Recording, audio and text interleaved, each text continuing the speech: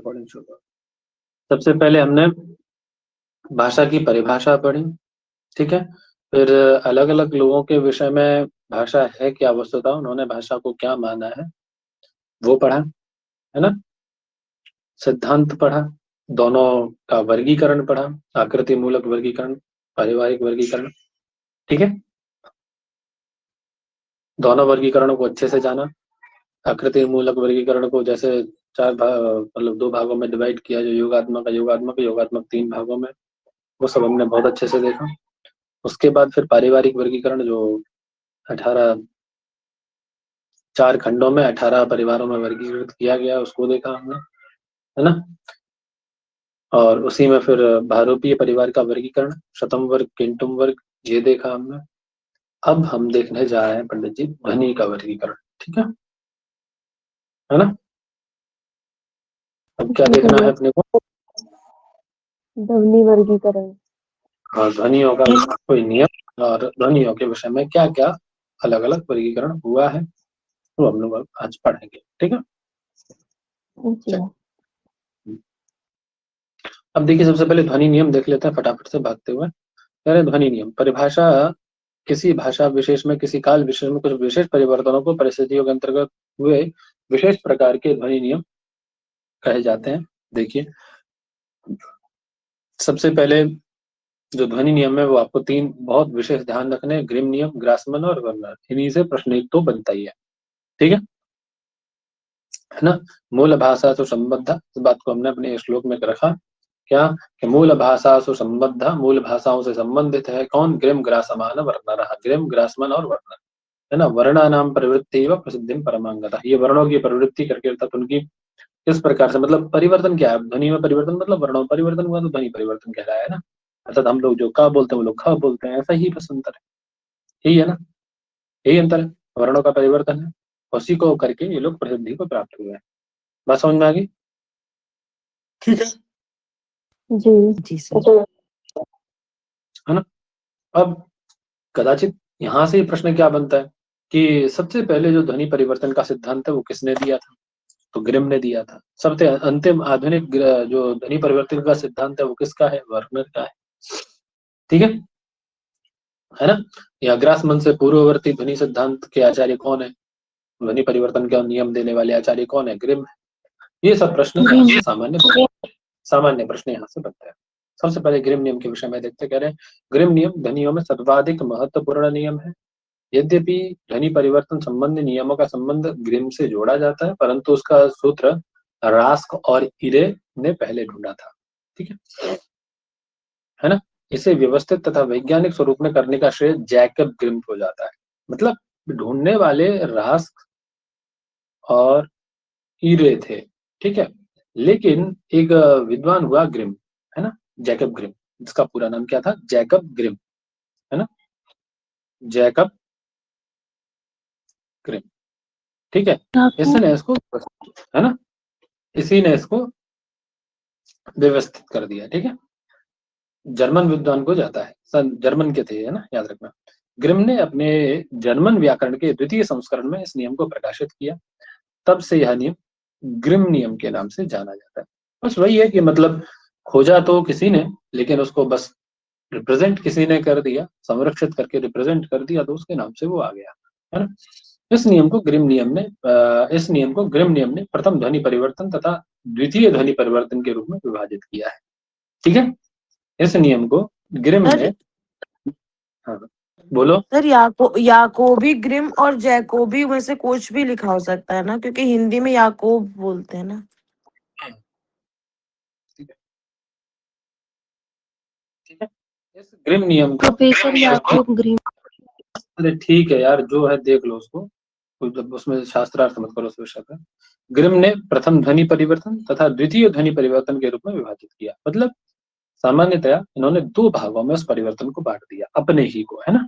अर्थात एक पहले किया, फिर उनको थोड़ा सा उससे नहीं समझ में आया तो उन्होंने फिर दूसरा कर दिया उसको, है ना। तो अब पहला किससे किसमें हुआ और दूसरा किससे किसमें हुआ, ये भी हमें देखना होगा, ठीक है सर, है ना। जैसे पहला वो करते हैं मूल भारोपीय भाषाओं से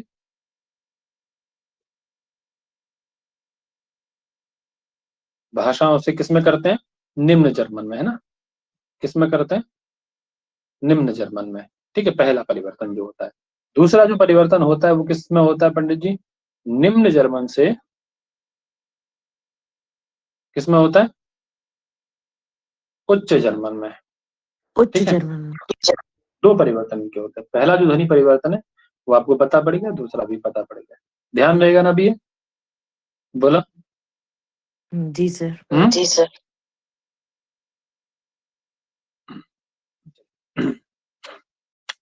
तो बता रहे हैं कतप कतप खतफ संतु गदभ गदबस तथा गदब कतप संतु ग्रीमाख्ये नियमे सति, अर्थात ग्रीम के नियम में कतप को खतप हो जाता है ना? गदब को गदब हो जाता है, गदब को कतप हो जाता है। किसके नियम में होता है ये काम? ग्रीम नियम के प्रथम ग्रीम नियम ग्रीम के अर्थात जो आपका मूल भारोपीय भाषा से वहां किया जाता है, वही कह रहे हैं ग्रीम महोदय के अनुसार मूल भारत यानी यूरोपीय भारोपीय भाषा की ध्वनियां यानी कौन सी हैं? वही संस्कृत ग्रीक लैटिन वगैरह, है ना? संस्कृत ग्रीक लैटिन अवेस्ता वगैरह जो आपकी मूल भारोपीय भाषाएं जो है, आप लोग जानते हैं, पढ़ के आए पीछे, है ना? इनमें सुरक्षित है। ठीक है, सर्वाधिक व्यंजन ध्वनियां संस्कृत में ही सुरक्षित है, किंतु जर्मनिक शाखा में कुछ ध्वनियां भिन्न रूप में प्रयुक्त हुई है। मतलब उनके अनुसार ये था कि वस्तुतः जो भाषाएं हैं प्राग काल से वो सुरक्षित तो भारोपीय परिवार में ही है, लेकिन हमारे यहाँ भी उनका कुछ प्रारूप मिलता है। हमारे यहाँ उनका कुछ परिवर्तित स्वरूप मिलता है। कैसा स्वरूप मिलता है? हमारे यहाँ उनका कुछ परिवर्तित स्वरूप। अपने यहाँ के जर्मन के थे ना, जर्मन के विषय में क्या हमारे यहाँ कुछ उनका परिवर्तित और परिवर्तित स्वरूप मिलता है।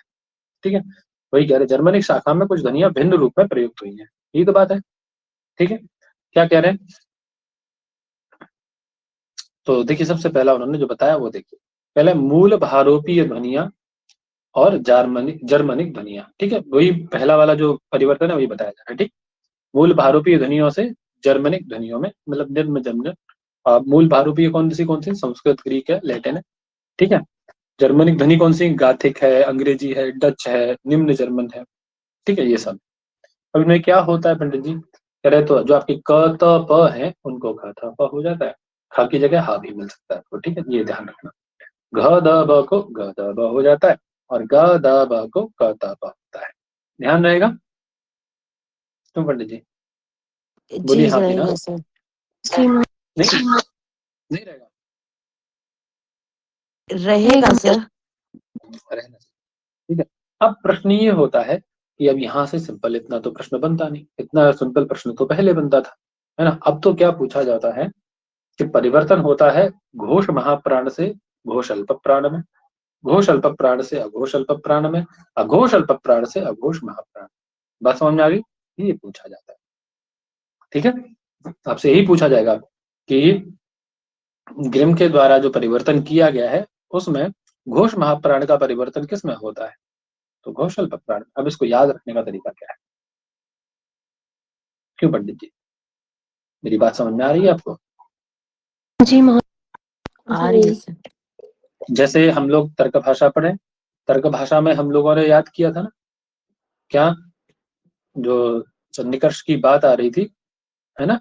तो वहां पर कदाचित इंद्रिय, है ना, इंद्रिय जन कदाचित करण जो बन रहे थे वह कदाचित इंद्रिय करण बन रहा था, इंद्रिय अर्थ, है ना?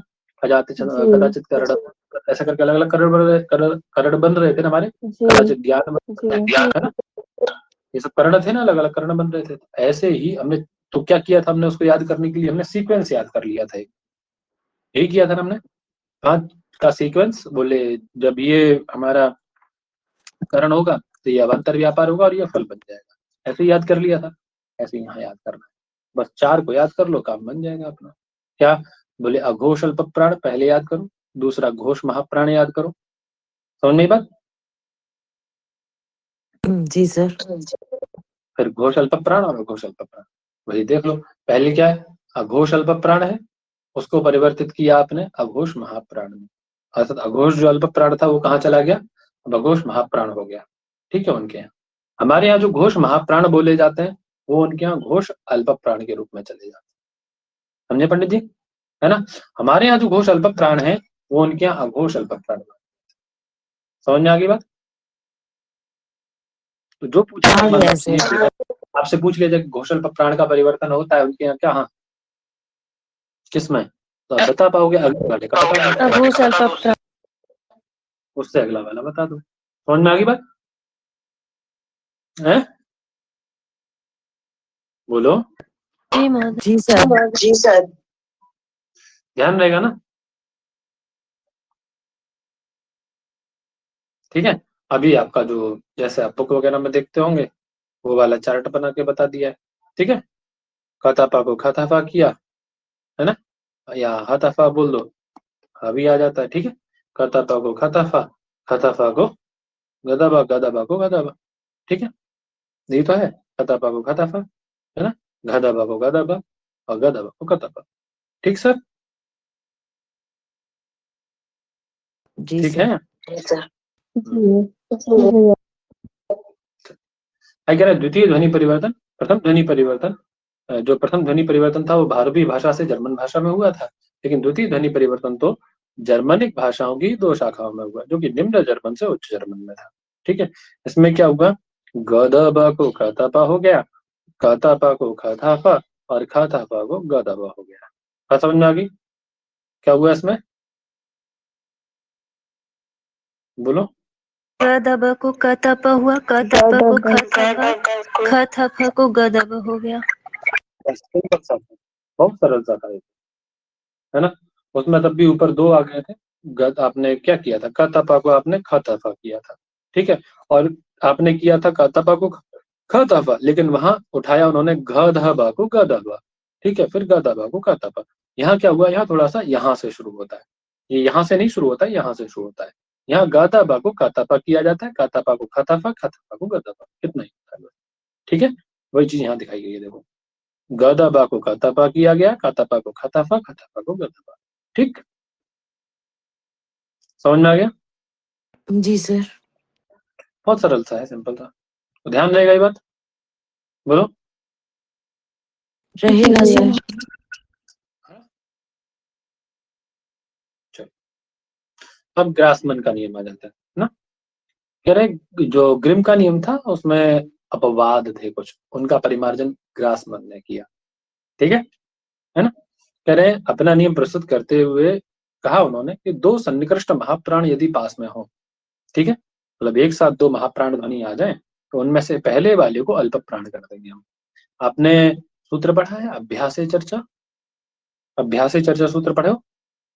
हाँ, अभ्यासी चर्चा एवं सूत्र में नियम संघटिता है ना? अभ्यास की चर्चा पढ़े हो ना, कि अभ्यास संज्ञा जिनकी हुई है उसको पहले वाले को चर्चा कर दिया जाता है, तभी तो आपका बभूव बनता है।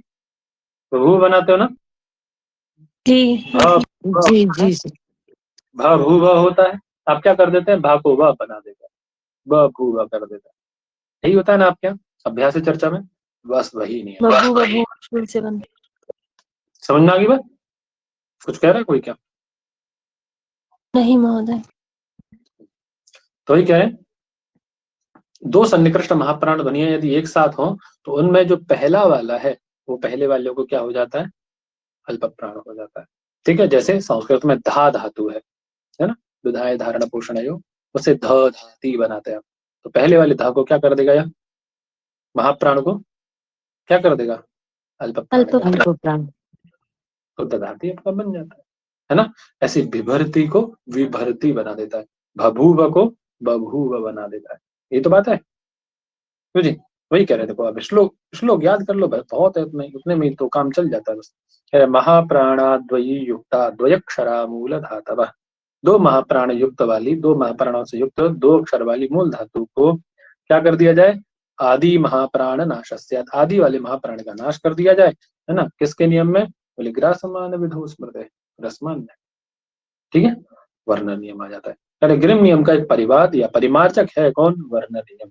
वर्नर ने पूर्व कथित ग्रिम नियम के संशोधन करते हुए अपना नियम प्रस्तुत किया है। किसने? वर्णन ने। कह रहे पूर्वम उदात्त योगे तो ग्रिमाख्य नियमो भवेत्।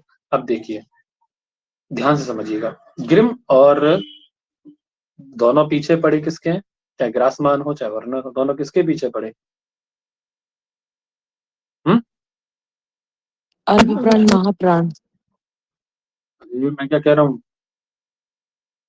वर्नर ग्रास नियम के अंदर किसके नियम के पीछे पड़े, किसके नियम के बाद में बनाया इन्होंने, किसके नियम के पीछे पीछे बनाया नियम, ग्रिम के नियम के ना, वो भी ग्रिम हाँ, के नियम ग्रिम के के तो, नियम से। तो कहाँ है दिमाग आप लोग, पढ़ते समय दिमाग यहीं रखा करो बच्चा। चलो ठीक है। अब ये उदात्त अनुदात्त वाली बात, इसी को हिंदी में उदात्त अनुदात्त न बोल करके इसको क्या बोल दिया जाता है, बलाघात बोला जाता है, समझे, है ना। वही कह रहे हैं, पूर्व उदात्त जो हेतु ग्रीमाख्य नियमो भवित, यदि उदात्त पूर्ववर्ती वर्ण हो, अर्थात पूर्ववर्ती वर्ण पर बलाघात हो यानी उदात्त हो, ठीक है, तो ग्रीम नियम लगता है। और यदि पूर्ववर्ती वर्ण से बाद में यदि बलाघात होता है ना, ठीक है, परवर्ती स्वर पे बलाघात होता है, तो द्विपदा वृत्ति होकर के वर्णन का नियम बन जाता है। कैसे समझते देखिए, कह रहे कहता पा के पूर्व स्वर पर यदि बलाघात होता है तो ग्रिम का नियम लगता है, और ग्रिम के नियम के अनुसार क्या होगा, कहता पा के स्थान पे कहता पा को हम लोग क्या कर देते हैं, ख थ फ कर देते हैं, यही तो होता है ग्रिम के नियम में, ख थ फ जी हो सर। जाता है ना। लेकिन यदि बलाघात पूर्ववर्ती स्वर की अपेक्षा परवर्ती स्वर पर होता है, बस समझ में आ गई, अर्थात ये क लिखा है, इससे पूर्ववर्ती की अपेक्षा परवर्ती के बाद हो, है ना, तो क था पा के स्थान पर ख था फा ना होकर के द्विपदावृत्ति होती है, अर्थात क के बाद क्या आना चाहिए, ख, है ना। ख नहीं आएगा, एक पद और आगे जाएगा, क्या आएगा, क ख ग आएगा, समझ में आई बात। तो ये द्विपदावृत्ति है, अर्थात दो पद, एक पद आगे का वर्ण आएगा, दूसरे पद को आएगा, समझ में आई बात, समझ में आया नहीं आया आगे हम सबको, जी ठीक है, सर। कोई दिक्कत तो नहीं, सबको क्लियर है ना। नहीं महोदय, कोई दिक्कत नहीं। कैसे, उदाहरण के रूप में देखिए, सामान्य आपके शब्द हैं युवकस, शतम और सप्ताह, ठीक है। अब युवकस में यदि आपका बलाघात क से पूर्ववर्ती अच पर यानी व में अ पर होता है तो सामान्य ग्रिम का नियम लगेगा और आपके क के स्थान पर कौन आदेश हो जाएगा, ख हो जाएगा, ठीक है, याद रखिएगा। लेकिन यदि बलाघात ये परवर्ती स्वर पर होता है तो आप क्या बोलेंगे उसको, तो क के स्थान ग हो जाएगा, है ना, क के स्थान पर द्विपदावृत्ति यानी ख ना होकर के फिर ख को छोड़ के अगला वर्ण होगा, ख से ग, समझ में आ गई बात, है ना। तो क्या बनेगा, बनेगा, क्या बनेगा, युग बनेगा, ठीक है। उसके बाद ऐसे ही अगला है हुंद, है ना, शतम को, अब शतम शब्द है, शतम में क्या है, त है ना आपका, यदि बलाघात पूर्ववर्ती अच में होगा तो ता के स्थान पर द होकर के हुंद, ऐसा द, क्या द हो जाए, वो हो जाएगा, सॉरी, ता के स्थान पे क्या होगा फिर, थ होगा, ठीक है ना। यदि ये बलाघात परवर्ती अच में होता है तो क्या होगा पंडित जी, ता के स्थान पर द हो जाएगा। ता हो जाएगा, इसीलिए हुंद बना है, ठीक है सर, है ना, जी सर। बात समझ में आ रही है मेरी। ऐसे ही सप्तन की बात आ जाती है, यहाँ सिबुन हो जाता है, ठीक है, प के स्थान पे ब हो गया सिबुन, ठीक है। जी सर। बस इतना ही याद रखना है आपको, कुछ याद है ना। बस यहाँ यही पूछा जाएगा आपसे कि काता पा को ग द ब किसके नियम में होता है, या फिर द्विपदा वृत्ति किसके नियम में होती है ना, वर्नर नियम। ध्यान रहेगा ना। उदात्त अनुदात्त वाला जो चर्चा आता है वो किसके नियम में आता है, वर्नर के नियम में, याद रखना, क्लियर है सर जी सर। सबको। चलिए अब यहाँ से तो यार पीडीएफ लगभग पूरा हो चुका है हमारे यहाँ से, तो यहाँ वाला, अब उधर चलते हैं आपके दूसरे पीडीएफ। तो सामान्य समझ में आ गया ग्रिम ग्रासमन ग्रासमन और वर्नर के लिए, यहाँ से एक प्रश्न आता है हर बार, ठीक है, ध्यान रखना है बात, ठीक है सर।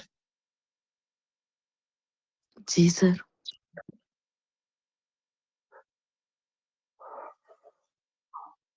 ये तो भाषाएं वगैरह आपने देखी होंगी, ये तो हम हो चुका है ना हमारा। हाँ तो हो जी चुका है। भैया, जी भैया हो गया। सो चलिए यहाँ से ध्वनियों का वर्गीकरण करें। ध्वनियों का वर्गीकरण स्पर्श, संघर्षी, अर्धस्वर, स्वर। ठीक है, कुछ वर्ण हम कुछ ध्वनि हमारी स्पर्श होती है ना, कुछ को संघर्षी बोलते हैं, कुछ वर्ण अर्धस्वर होते हैं, कुछ स्वर होते हैं। ठीक है, फिर ध्वनियों का वर्गीकरण सामान्यतः मुख्य रूप से दो प्रकार से देखा जाता है। बहुत ध्यान से पढ़ो, एक बार में याद होने वाला। ठीक है, दो प्रकार से हम लोग वर्गीकरण कर लेते हैं, स्वर और व्यंजन के रूप में। वैदिक संस्कृत में 52 ध्वनियां देखने को मिलती हैं तथा संस्कृत में 48 ध्वनियां देखने को मिलती हैं। जहां समझ में ना आए बोल दीजिएगा, दोबारा रिपीट कर दूं। ठीक है, कितना है?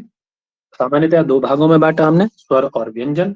ठीक है, वैदिक संस्कृत में भ्रमण ध्वनियां और सामान्य जो लौकिक संस्कृत है उसमें 48 ध्वनियां हमें प्राप्त होती है। ठीक है, दो प्रकार से है ना, वैदिक लौकिक संस्कृत अलग अलग है ना। जी भैया। जी सर। चलिए आगे कहते हैं, और शिक्षा में, शिक्षा के अनुसार बोलिए, पाणिनीय शिक्षा के अनुसार कितनी है? 63। बस इतना ही है। चाहे 63 शंभु के टीचर। अनुसार पूछा जाए, चाहे ब्रह्मा के अनुसार पूछा जाए। कह रहे हैं अन्य प्रकार से विभाजन करण या उच्चारण स्थान के रूप में देखने को मिलता है। मतलब इससे अतिरिक्त यदि आपको विभाजन देखने को मिलेगा तो उनके करणों के आधार पे, है ना, कोई करण के आधार पे विभाजन होगा या उच्चारण स्थान, करण उच्चारण स्थान आप जानते हैं। महाभाष्यकार ने स्वयं महाभाष्यकार ने स्वर और व्यंजन की परिभाषा को उद्धृत किया। स्वयं राजन्ते इति स्वरा, पता है आप लोगों को ये तो, है ना, अन्वक भवति व्यंजनम। ठीक है, जो जी स्वयं अपने आप में परिपूर्ण है वो स्वर कहलाता है, और जो आश्रित होते हैं वो व्यंजन होता है। ठीक है ना। आगे कह रहे हैं, अब अच और हल के विषय में बता रहे हैं। उच्चैरुदात्ता न पुनः अंतरेणाच व्यंजन से मतलब क्योंकि न पुनः अंतरेण, अंतरेण मतलब बिना, किसके? अचम, अच के बिना व्यंजन से उच्चारण न संभवती, न को उठा के यहाँ लगा दीजिए, पुनः यहाँ लगा दीजिए, इन दोनों के बीच में।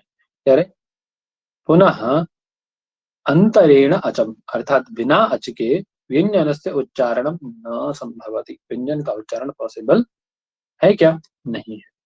ठीक है, चलिए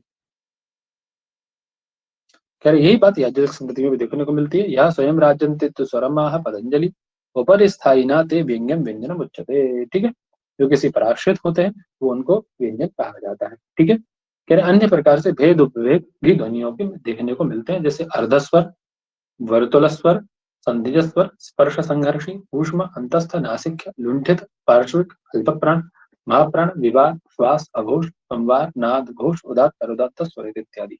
ठीक है, अब कर्ण के भेद देखे जाए तो दो प्रकार के हैं होते हैं कर्ण। कर्ण मतलब वो यत्न आपके आभ्यंतर और बाह्य ना, बोले कर्ण के विषय में सिद्धांत कौमुदी में कहा यत्नोदिधा आभ्यंतर और बाह्य, ये सब बता चुका हूं मैं आप लोगों को, है ना, है कि नहीं? जी भैया। जी पहले आभ्यंतर और फिर बाह्य बता रहे हैं, ये तो सबको पता है ना। कह रहे हैं स्पृष्टे स्पृष्ट ईषत स्पृष्ट ईषद विवृत विवृत संवृत भेदात, ये 5 प्रकार का आपका अभ्यंतर प्रयत्न होता है ना। स्पृष्ट में का से माल तक के वर्ण, का देव मावसाना है स्पर्श, आपको पता ही है। ईषद स्पृष्ट में, है ना, यण वर्ण आ जाते हैं आपके, है ना। ठीक है, आभ्यंतर प्रयत्न ईषद स्पृष्ट होता है ना। ईषद विवृत शल होते हैं ऊष्मण, है ना। विवृतम स्वराण, है ना। संवृत आकार का प्रयोग जब होता है तो उसका अभ्यंतर प्रयत्न संवृत हो जाता है ना। प्रक्रिया दशाएं तो विवृतम, और प्रक्रिया की दशा में कैसा होता है वह? प्रक्रिया दशा में तो विवृत। प्रक्रिया दशायाम तो विवृतमेव। ठीक है, बाह्य यत्न आ जाते हैं। बाह्य यत्न आपके जो है 11 प्रकार के होते हैं। बाह्य प्रयत्न एकादशता विवार, संवार, श्वासन, आद, घोष, अघोष, अल्पप्राण, महाप्राण, उदात्त, अनुदात्त, स्वरित। ठीक है ना। जो हर्ष प्रत्याहार अंतर्गत आने वाले वर्ण हैं जितने भी, उन सबका बाह्य प्रयत्न संवारनाद घोष होता है, और खर विवार श्वास अघोष होता है। खर विवार श्वास अघोष सबको पता ही होगा। सभी स्वर वर्णों का बाह्य प्रयत्न उदात्त अनुदात्त स्वरित होता है ना। सचों के ही धर्म में उदात्त अनुदात्त स्वरित। वर्गों के प्रथम तृतीय पंचम वर्ण तथा यण प्रत्याहार में आने वाले वर्ण का बाह्य प्रयत्न अल्पप्राण होता है और वर्गश्च द्वितीय चतुर्थो शलश्च महाप्राण महाप्राण होता है। ठीक है, कोई दिक्कत नहीं इसमें तो किसी को है क्या कोई दिक्कत? नहीं सर। सबको याद भी होना चाहिए, तो सबको याद होगा ना, इनको याद नहीं हो याद कर ले। ठीक है, उच्चारण स्थान की बात आ जाती है। उच्चारण स्थान सबके 8 बताए गए, 8 भागों में। कंठ है, तालु है, दंत है ना। अष्टौ स्थानानि वर्णानाम पढ़े हो ना? नहीं पढ़े हैं सर, पढ़े हैं सर। हाँ हाँ, पाणिनि शिक्षा पांडे में शिक्षा में पुरः कंठ पुरः कंठ पता नहीं, ठीक है, जीवा मूली दंत कर कैसे था वो? उच्चारण स्थान 8। सबके अलग अलग उच्चारण स्थान है, आप सबको पता है, देख रहे होंगे आप लोग। ठीक है ना? अब इस पर चर्चा हम लोग नहीं करेंगे, है ना?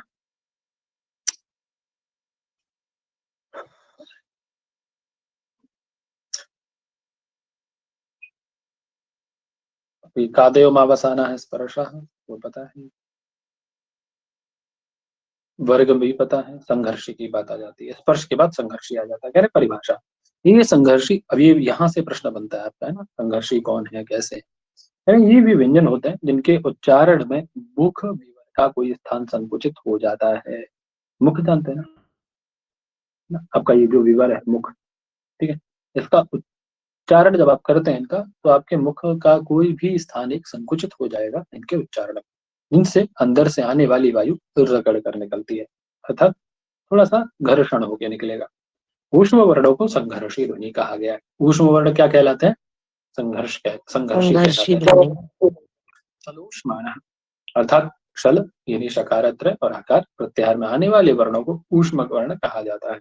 अतः ये 4 वर्ण ऊष्म संघर्षी होते हैं। ध्यान देगा ना, है ना? रहेगा सर। ऊष्म संघर्षी कौन कौन होंगे? ऊष्म संघर्षी कौन कौन हो जाएंगे? शल। भाई 2 लोग एक साथ अनम्यूट मत किया करो यार, आवाज वापस आती है, आप लोगों को नहीं समझ में आता है चीज को होता है। मैं भैया कहते कहते मैसेज करने के बाद भी नहीं सुनते हैं ये लोग। भाई तो बुढ़े हो गए मैं कहते कहते भाई साहब। बोलो, लेकिन बोलने के लिए मना नहीं है, लेकिन इस चीज का थोड़ा सा कॉमन सेंस रखो यार, रिकॉर्डिंग खराब होगी, आप लोगों का नुकसान है। ठीक है, तो ये 4 जो वर्ण हैं ये ऊष्म संघर्षी, ठीक, इनको ऊष्म संघर्षी कहा जाता है। अब कह रहे कुछ स्पर्श संघर्षी भी होते हैं, कैसे हम लोग पढ़े थे। स्पर्श का मतलब कादयो मावसाना स्पर्शा, है ना। साला ऊष्माण पढ़े तो ऊष्म संघर्षी वो हो गए। अब बोलिए सा, ये तीनों बोल के देखिए, स श स ह।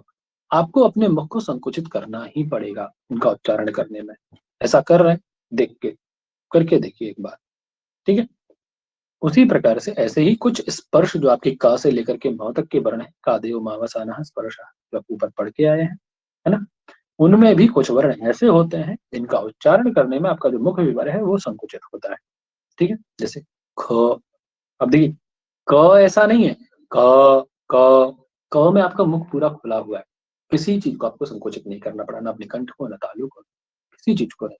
लेकिन ख ख, अब ख ऐसा नहीं बोल सकते मुंह खोल के एकदम पूरा, है ना। ग च छ ज झ थ फ, आपको संकुचित करना ही पड़ेगा। समझ में आई बात? ठीक है, तो स्पर्श संघर्षी कौन होंगे? तो बोले कुछ स्पर्श संघर्षी भी होते हैं, जैसे ख ग च छ ज झ थ फ। अंतस्थ वर्णों में केवल वह ही वर्ण संघर्षी हो जाता है। अतः अघोष संघर्षी शकारत्र है ना, विशुद्ध एकदम शुद्ध संघर्षी जो है ह ख ग झ फ ब, स्पर्श संघर्षी च छ ज झ, ये होते हैं। कथा कहानी मत याद रखिए, नीचे वाली लाइन को बिल्कुल याद रख लीजिए। ठीक है, ये नीचे वाली लाइन याद रख लीजिए, इसको मैं रेड उससे कर देता हूँ, इसको एकदम याद रख लीजिए। समझ में आ गई बात सर? जी सर। चलिए, अर्धस्वर की बात आती है। कह रहे हैं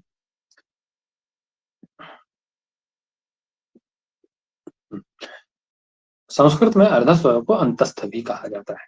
ठीक है, अंतस्थों में य एवं व, है ना, यणोन्तस्था नहीं आते, नहीं आते, आते हैं सर। इस व की स्थिति स्वर और व्यंजन के बीच की है, ठीक है। अर्थात ना तो ये व्यंजन है, मतलब आधे स्वर हैं आधे व्यंजन है, इसीलिए इनको अर्ध स्वर कहा गया। अर्ध स्वर इनको क्यों कहा जाता है, कहते हैं इसीलिए कहा जाता है क्योंकि इनका प्रारंभिक उच्चारण स्वरों के रूप में होता है और समापन व्यंजन के रूप में। अर्ध स्वरों को स्वतंत्र श्रुति माना जाता है, इनके उच्चारण में वायु प्रवाह शिथिल होता है, इनको संघर्षहीन सप्रवाह भी कहते हैं। ये ध्वनियां य और व है। य को घोष तालव्य अर्ध स्वर कहा जाता है, व को घोष अर्ध स्वर कहा जाता है, ठीक है। अब ये ध्यान रखिएगा, अर्ध स्वर संजको यवौ प्रोक्तौ, एक श्लोक था मेरा जो मैंने भेजा था आप लोगों को। अर्ध स्वर संजक कौन है, अर्ध स्वर संजक कौन होंगे, य व, ठीक है, ध्यान रखिएगा। आगे आता है स्वर। स्वर तो आपको पता ही होगा, अभी कोई ऐसा बताने की जरूरत तो नहीं है ना। 9 अच्छे जी याद रहे। स्वर भेद कह रहे, अब इन्हीं में अर्ध स्वर, मूल स्वर, संयुक्त स्वर, वर्तुल स्वर, ना देखते हैं। अर्ध स्वर या वह हम लोग पढ़ के आ चुके। मूल स्वर में मूल जो स्वर है वो अ, ई और उ है, 3 ही स्वर मूल स्वर होते हैं। अब अ और ई मिलेगा तो ए बनेगा, अ और उ मिलेगा तो ओ बनेगा, ऐसा करके एकार, ओकार, ऐकार और ओकार। हम सब जानते हैं कि ये स्वर संयुक्त स्वर या संधिज स्वर कहलाते हैं, संधि से उत्पन्न होते हैं, इसलिए इनको संधिज या संयुक्त स्वर के नाम से जाना जाता है। इसमें तो कोई डाउट भी नहीं होना चाहिए, ठीक है। उसके बाद आता है वर्तुल स्वर, जिसमें उ, दीर्घोकार, ह्रस्वकार, उकार और औकार आ जाता है, ठीक है ना। तो ये जो ओकार और औकार है आपके, ये संधिज स्वर भी हैं और वर्तुल स्वर भी है, ठीक है सर। अकार तो पता ही है, विवृत भी होता है, संवृत भी होता है ना। जी उच्चारण स्थान होंगे, उच्चारण स्थान में बताने की जरूरत है नहीं, ठीक है। अब कुछ और चीजें हैं जो आपको जाननी चाहिए। कह रहा है ल वर्ण को पार्श्विक संज्ञा लकार की होती है, र वर्ण को लुंठित कहा जाता है ना, या फिर कंपित कहा जाता है, ठीक है। ये पूछे गए हुए प्रश्न है, प्रश्न आते हैं, याद रखिएगा। ड और ढ को उत्क्षिप्त कहा जाता है, ठीक है। लकार पार्श्विक कहा जाता है ना, लुंठित संज्ञा रेफस्य और उत्क्षिप्त डठौ स्मृतः, है ना। उत्क्षिप्त जो है वो ड और ढ जो है वो उत्क्षिप्त है, ठीक। समझ में आ गई बात। जी सर। लकार पार्श्विक है, र वर्ण को लुंठित या कंपित कहा जाता है, ड और ढ जो है वो आपके उत्क्षिप्त वर्ण है ना। अब कह रहे शुद्ध अनुनासिक अनुस्वार को कहा जाता है, अघोष ऊष्म विसर्ग को कहा जाता है ना।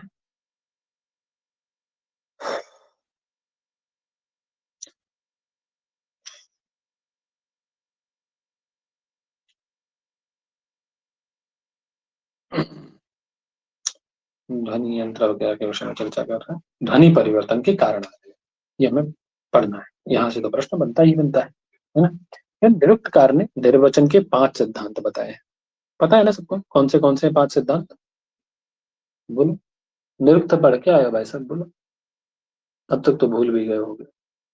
वर्ण विपर्य वाला महोदय, वर्ण विपर्य, वर्ण विकार। और क्या, बोलो कौन से क्रमशः महोदय बोलो। यही है ना?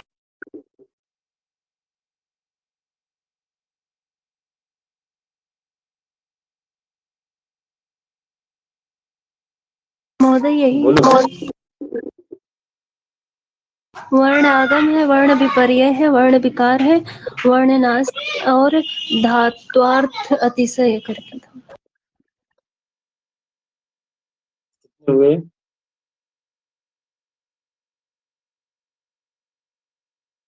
5 हो गए। अरे वर्णागम, हाँ वर्ण महोदय। विपर्य, सुनो, वर्णागम, वर्ण विपर्य, वर्ण विकार, वर्ण नाश, दो चापरो वर्ण विकार नाश है ना, और धातु और धातुशय, 5 हो गए। क्या ये निरुक्तकार का अपना मत था या कहीं से उठाए थे? नहीं महोदय, नहीं, ये काशिका कार का था, वामन जयादित्य। ये उत्तर मुझे सबके दिमाग में यदि आ गया है तो अच्छा है, यदि सबके दिमाग में नहीं आया तो आपको पढ़ने की आवश्यकता है, जिनके दिमाग में नहीं है, क्योंकि ये पढ़ा दिया गया है। ठीक है, आते हैं आगे। क्या इनके माध्यम से भाषा में परिवर्तन देखा जाता है, क्योंकि वर्णागम होता है, वर्ण विपर्य होता है, वर्ण विकार होता है, वर्ण नाश होता है ना, धातु अर्थ में अतिशय हो जाता है। इस कारण से आपके ध्वनि में परिवर्तन होते हैं, यही काम है, यही कारण भी है। ठीक है, लौकिक तौर पर अन्य भी ध्वनि परिवर्तन के कारण हो सकते हैं, लौकिक तौर पर। ठीक है, मुख्यतः शास्त्र का तो बता ही दिया। भाषा का प्रमुख तत्व क्या है? ध्वनि है। ध्वनि में परिवर्तन आने से भाषा में भी परिवर्तन आ ही जाता है। यदि हम ध्वनि में परिवर्तन करेंगे, मान लीजिए आप वही चीज है और यहाँ से आप चले जाइए इधर नॉर्थ साउथ, नॉर्थ में या नॉर्थ में चले जाइए, अब वही हिंदी नॉर्थ के लोग बोलेंगे तो कैसे बोलेंगे? मतलब अपने लोग तो नॉर्थ में ही है, ठीक है, लेकिन और नॉर्थ में जाएंगे, उड़ीसा इधर है ना, उड़ीसा साइड में, ठीक है, नागालैंड वगैरह में, तो कैसे बोलते वो लोग? हैं? ध्वनि परिवर्तन के कारण उनकी भाषा भी बदल जाती है ना। तो ये जो भाषा में परिवर्तन हो रहा है, ये किसका कारण? ध्वनि भी है। ठीक है, ध्वनि परिवर्तन के मुख्य दो कारण हो सकते हैं, आभ्यंतर कारण या बाह्य कारण। ठीक, अभ्यंतर कारण तथा बाह्य कारण। अभ्यंतर कारण में कौन कौन आ जाते हैं? अभ्यंतर मतलब जो हम अपनी तरफ से कमी कर रहे हैं वो है। बाह्य कारण जो हमारी नहीं लेकिन सामाजिक भौगोलिक कमी है, वो बाह्य कारण बनेगी। अभ्यंतर कारण में प्रयत्न लाघव है, मुख सुख है। ठीक है, प्रयत्न लाघव के कारण, मुख सुख के कारण हम यूं ही कुछ भी बोल देते हैं। लघुकरण की प्रवृत्ति है, चीजों को छोटा करना। अनुकरण की अपूर्वता, मान लीजिए मैंने कुछ बोला, आपने सुना और ढंग से सुना ही नहीं, आपने बोल दिया। नहीं सृष्टि बहन जी, तो उसको अनुकरण की अपूर्वता कहते हैं। अशिक्षा, वो तो आप लोग नहीं है, आप लोग शिक्षित हैं। बहुत लोग देखा होगा आप लोगों ने कि वो अशिक्षा के कारण बहुत सारे शब्दों का उल्टा पुल्टा उच्चारण करते हैं। ठीक है, शीघ्र भाषण भी है, जैसे हम लोग करते हैं नॉर्मली, है ना, शीघ्र भाषण ही करते हैं। भावावेश में भी गड़बड़ होता है। काव्यात्मकता, बलाघात, कृत्रिमता, भ्रामक व्युत्पत्ति, ये सारे के सारे कारण हमारे कैसे हैं? अभ्यंतर कारण है। ठीक है, इनमें से कोई बाह्य कारण तो है नहीं, आपके अंदर से ही निकलते हैं सारे कारण। बाह्य कारण में क्या? भौगोलिक प्रभाव हो सकता है उस जगह का, सामाजिक प्रभाव उस पर पड़ सकता है, सामाजिक कैसी स्थिति है, राजनीतिक प्रभाव उस जगह पे पड़ सकता है ना, आपकी भाषा के बदलाव में। काल का प्रभाव हो सकता है, पहले कुछ और बोला जाता था, उसको से पहले श है, मूर्धन्य श, उसको ख बोलते थे, अभी लोग स बोलने लगे हैं। स्वाभाविक विकास हो सकता है, नेचुरली चीजों का विकास हो रहा है, उस कारण से। लिपि दोष हो सकता है, लिपियों में दोष आ गया। अन्य भाषाओं का प्रभाव, जैसे अभी मुस्लिम आक्रांताओं से पहले या अंग्रेजी के आने से पहले हम लोग विशुद्ध एकदम हिंदी बोलते थे। संस्कृत निष्ठ हिंदी बोली जाती थी, लेकिन उसके बाद में कुछ अरबी भाषा का उसमें मिलना हो गया और अब इंग्लिश मिल गई, तो अब तो क्या ही बन गई वो, है ना, खिचड़ी बन गई, अब तो हिंदी हिंदी बची नहीं। और सादृश्य भी हो सकता है। ठीक है, जी बात सर। समझ में आई?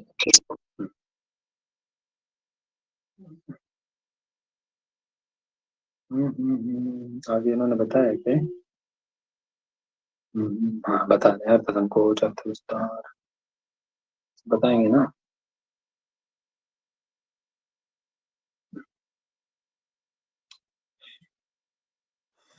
ये विषय अच्छा है तो उसको पढ़ना चाहिए। चलो एक क्लास और एक्सटेंड करनी पड़ेगी। क्या रहे? सकारण ध्वनि परिवर्तन एवं अकारण ध्वनि परिवर्तन भाषा में देखने को मिलता है, कारण के साथ में, जैसे मुख सुख, प्रयत्न लाघव, क्षिप्र भाषा, स्वराघात, अज्ञान, भावुकता आदि कारणों से कतिपय शब्दों की ध्वनियों में परिवर्तन हो जाता है। पतंजलि ने महाभाष्य में 4 ध्वनि परिवर्तनों का उदाहरण साथ बतलाया है। ठीक है, पढ़े ना। वर्ण व्यत्यय, जैसे कर्त, तर्कु, कर्तु, पढ़े हो ना, उधर महाभाष्य में आता है ना, कसित को सिकता, हिंस को सिंह, है ना, वर्ण लोप बताया। हता में ना, न का लोप, है ना, वर्णागम, लविता में ई का आगम, वर्ण विकार, हन में हन का घातक बन जाना, हकार को गकार कर देना, ये सब आता है ना महाभाष्य में। ठीक है, आता है सर। तो वर्ण व्यत्यय है ना, वर्ण लोप, वर्णागम और वर्ण विकार, धातु अर्थात नहीं लेते हैं।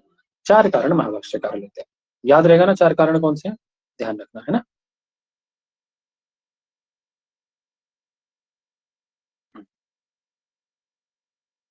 चलिए, ध्वनि परिवर्तन की दिशाएं, समीकरण के कारण, है ना, समान होने के कारण भी आपका ध्वनि परिवर्तन हो जाता है, समीकरण जब होता है ना। और वो पुरोगामी है, पश्चागामी हो सकता है, पश्चगामी हो सकता है। ठीक है, ठीक है सर। जी सर। जी मैम। विषमता बदला, विषमीकरण के कारण भी ध्वनि परिवर्तन, विषमीकरण भी है ना। जैसे काग, काक को काग बोलते हैं ना, कंकड़ को कंगन बोलने लगे।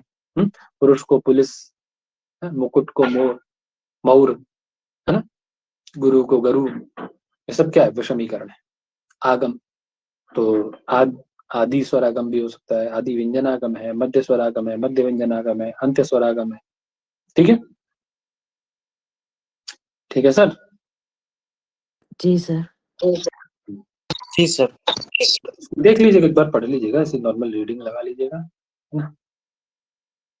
लोप में आप पढ़े ही हैं उधर, निरुक्त में आदि लोप, मध्य लोप, अंत्य लोप, है ना। आदि लोप में अनाज है, अनाज को अब नाज बोलते हैं बहुत गांव में, है ना। थाली को थाली बोलने लगे हम लोग, शमशान को मसान बोलने लगे, नहीं। तो यहाँ क्या हुआ, देखो आदि लोप हुआ है ना। मध्य लोप में रात्रि को रात बोलने लगे हैं, तो था, ब्राह्मण को ब्राह्मण बोलते हैं, मध्य लोप हो गया, नहीं। भंडागार को भंडार बोलते हैं, खाली ग चला गया इसमें से। अंत्य लोप में उष्ट्र को ऊट बोला जाता है, निम्ब को नीम बोला जाता है, ब चला गया उसमें से, नहीं, है ना। सबार अक्षरों का लोप हो जाता है। शेव वृद्ध में शेव वृद्ध, नखटा को नखटा बोलते हैं, नहीं। खरीददार को खरीददार, खरीदार बोलते हैं। वितस्ती को वीता। वर्ण विपर्य, वर्णों का बदल जाना, कर्त को तर्क, स्नान को नहाना, चाकू को काचू, वाराणसी को बनारस, है ना। सर्ज को रज्जू बोलना, क्या है, वर्ण विपर्य, है ना। महाप्राणीकरण अर्थात अल्प प्राण को महाप्राण बना देना। ग को घ, महाप्राणी तो हुआ, नहीं। प को फ, महाप्राण बना दिया, अल्प प्राण था, महाप्राण बना दिया। परसों को भरसा बोलने लगे। वेश को वेश भेष बोलते हैं, नहीं। बाष्प को भाप बोलते हैं, नहीं बोलते हैं, तो जी। और महाप्राण को अल्प प्राण बना देते हैं, जैसे गधार को दधार बना दिया, नहीं। किसका नियम है दधार को दधार, बताओ। वर्नर नियम का।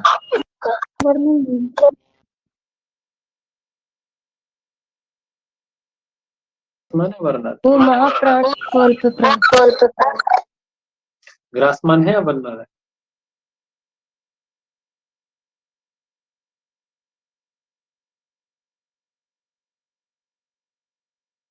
हम्म, अरे किसका नियम है, महाप्राणाद्वयुक्ता। अरे महोदय वर्ण नियम।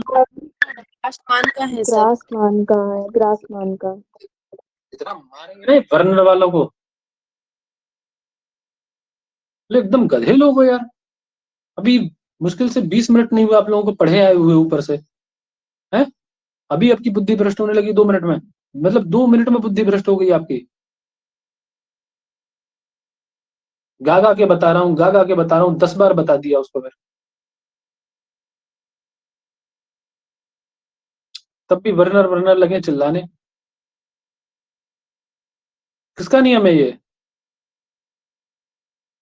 ग्रासमान नियम है।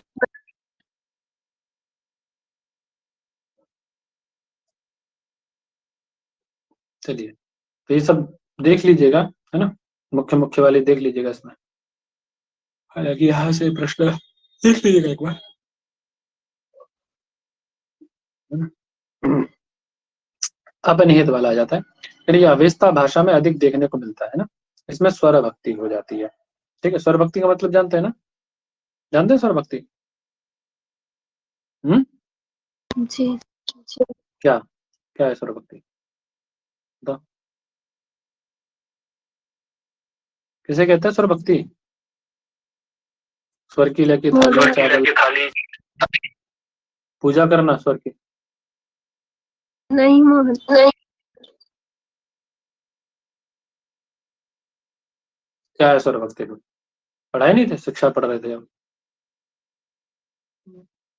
महोदय ऋक प्रातिशाख्य में आप पढ़ाए थे वो स्वर भक्ति के बारे में, जहाँ पे अदर्शी और तवलकारः बनता है ना, कि एक हल्के, जब महोदय याद नहीं आ रहा संस्कृत उसका।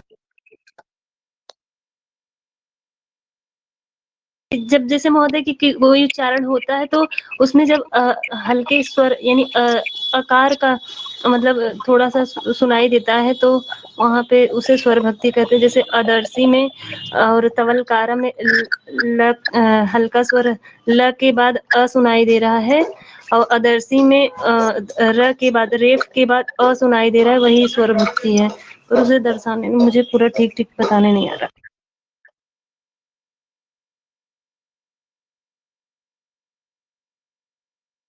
कोई विद्वान? स्वर भक्ति। क्या है स्वर भक्ति?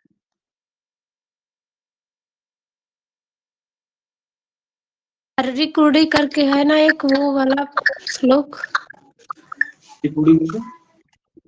हरड़ी कुर्डी करके एक श्लोक है, आप लिखवाए थे। क्या है? महोदय पूर्व भाग अक्षरांगम स्वर भक्ति, यही संस्कृत था।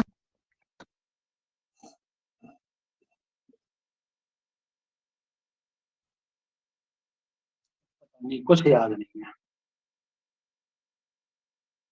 कुछ मतलब नहीं है। मतलब ऐसा लगता है कभी कभी कि जो होता है ना, क्या ठूंठ जो होते हैं, क्या बोलते हैं उनको, ठूंठ को,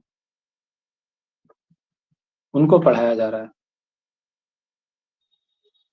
सर जैसे प्रातिशाख्य में बताया गया था कि स्वर भक्ति पूर्व भागम अक्षरांगम, मतलब कि स्वर के साथ जो रा और जो ला होते हैं वो अगर पूर्व भाग में स्थित होते हैं तो वे स्वर के ही अंग हो जाते हैं, यही स्वर भक्ति है।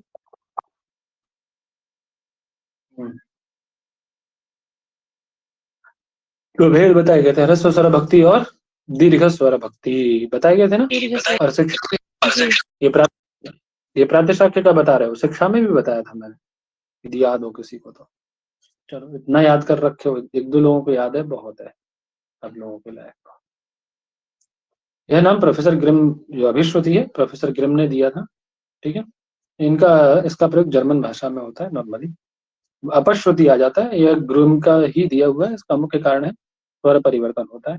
ये दो प्रकार का होता है, गुणीय अपश्रुति और मात्रिक अपश्रुति। अपश्रुति के मूल स्वराघात, अपश्रुति का मूल जो स्वराघात को माना जाता है। स्वराघात दो रूप से हो सकता है, संगीतात्मक स्वराघात और बलात्मक स्वराघात। ठीक है, यह ध्वनि परिवर्तन लैटिन, ग्रीक, अंग्रेजी, रूसी, अरबी और हिंदी भाषाओं में देखने को अपश्रुति नाम का। ठीक है ना। अभी वो ग्रिम ग्रासमान वर्णन के नियम आ गए। ठीक, अब इसको अपने आप से यहाँ से पढ़िएगा आप, है ना, क्योंकि मैंने तो अपनी तरफ से पढ़ा दिया है। ठीक, ठीक है सर। और उतना ही उतना ही पर्याप्त हुई, इसमें तो पंचायती बहुत लिखी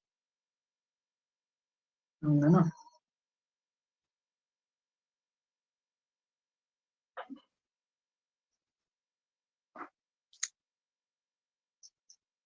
अर्थ परिवर्तन की दर्शाया जाती है ना, क्या ना, जिस प्रकार ध्वनि में परिवर्तन होता है उसी प्रकार अर्थ में भी परिवर्तन होता है। इसको अर्थ परिवर्तन या अर्थ का विकास कहा जाता है। तीन प्रकार से हो सकता है? अर्थ विस्तार के कारण अर्थ का संकोच हो जाता है, कहीं कहीं अर्थादेश हो जाता है, मतलब कुछ और आ जाता है ना। अर्थ का विस्तार हो जाना, कहीं पर अर्थ का संकोच हो जाना। इन तीनों परिवर्तनों के उदाहरण देखने से पता चलता है कि कहीं कहीं अर्थ उत्कृष्ट हो गया है, कहीं अर्थ निकृष्ट हो गया है ना। अतः इसके दो रूप और देखने को मिल जाते हैं, अर्थोत्कर्ष और अर्थापकर्ष।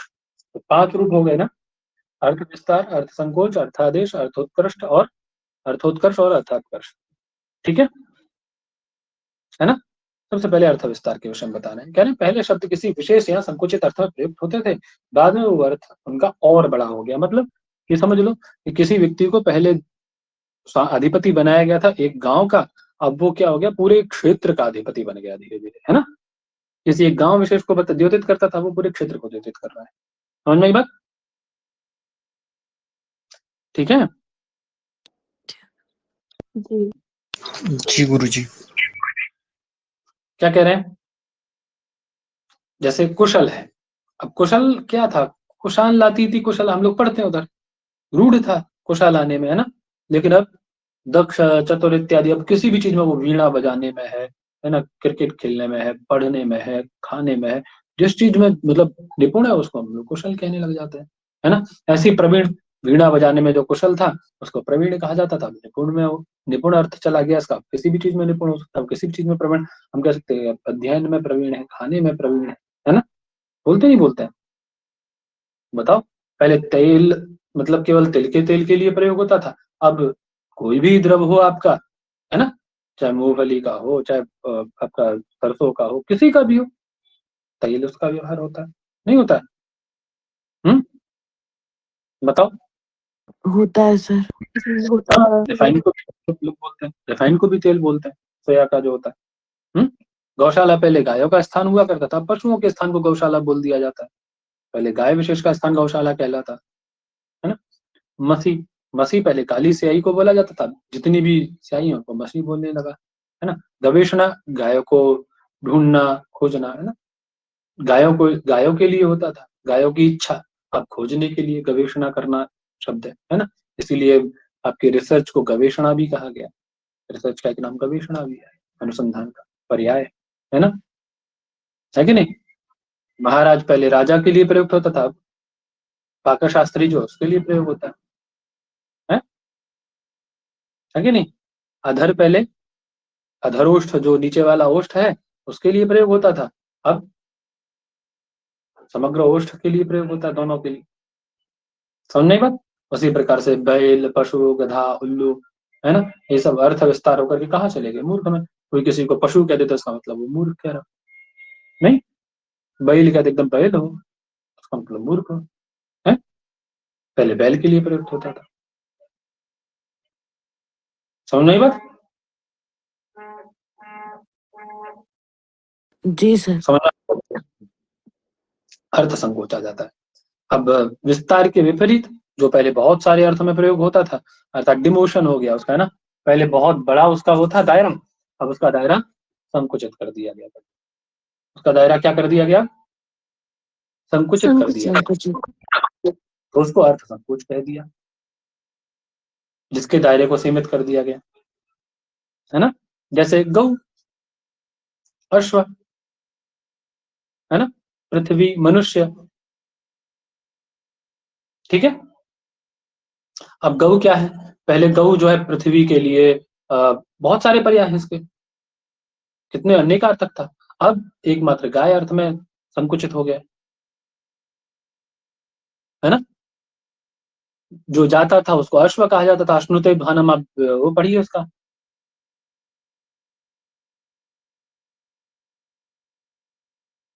है ना। जो फैली हुई है उसको पृथ्वी कहा जाता था, जिसको पृथु ने फैलाया, जी। उसको पृथ्वी कहा जाता था,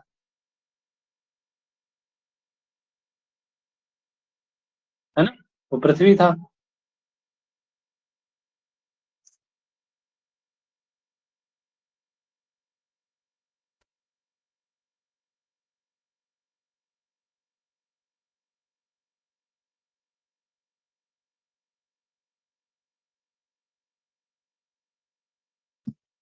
ठीक है, जो फैली हुई है उसको पृथ्वी, आवाज आ रही मेरी। जी आ अब रही है। पृथ्वी जी गुरुजी। तो संकुचित हुआ ना उसका अर्थ, है ना। जी। बात समझ में आ रही है। तो ये सारे के सारे उदाहरण आप याद रखिएगा, है ना। ध्यान देंगे नहीं देंगे, बोलो। रहेगा गुरुजी। ध्यान रखना इनको, पढ़ लो एक बार। संसार है जो संसरण करता है, तो संसरण मतलब अब केवल संसार जगत में हो गया, अब संसरण तो सब करते हैं। वारिज है जो वारी में उत्पन्न हो, वारी में जो उत्पन्न हो। अब वारिज किसको कहा जाता है, अंबुज, वारिज किसके पर्याय हैं सारे, किस अर्थ में हो गए, पंकज वगैरह किस अर्थ में निश्चित हो गए, बताओ। एक अर्थ में चले गए ना ये सारे के अर्थ में, नहीं। जी। नीरज, सरोज, सब एक ही अर्थ में चले गए, है ना। नहीं गए, बताओ, बोलो। हो गए भैया।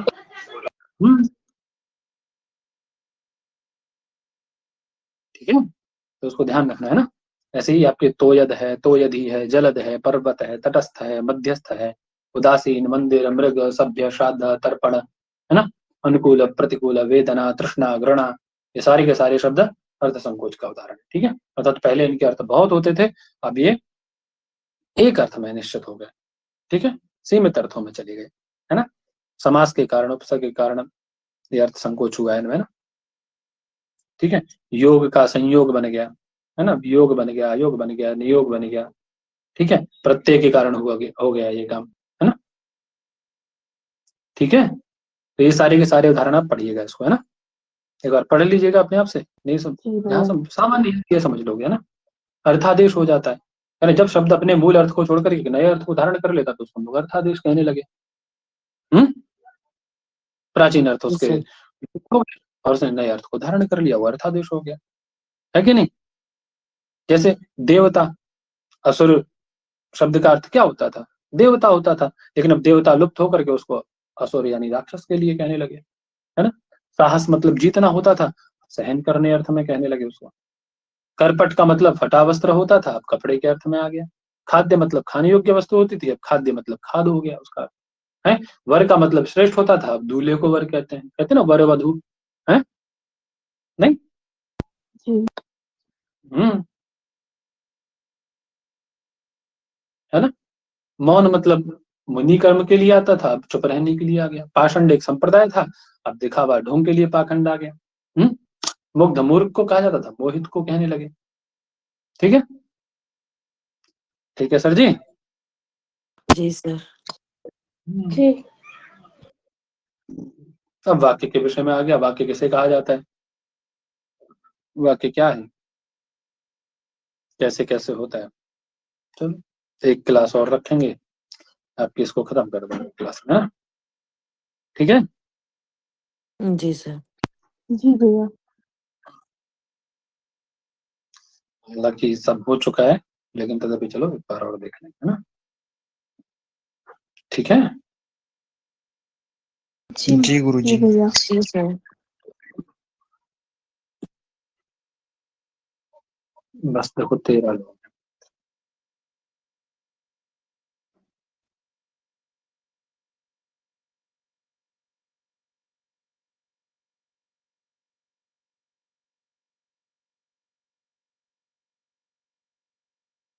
तो रखें। प्रणाम।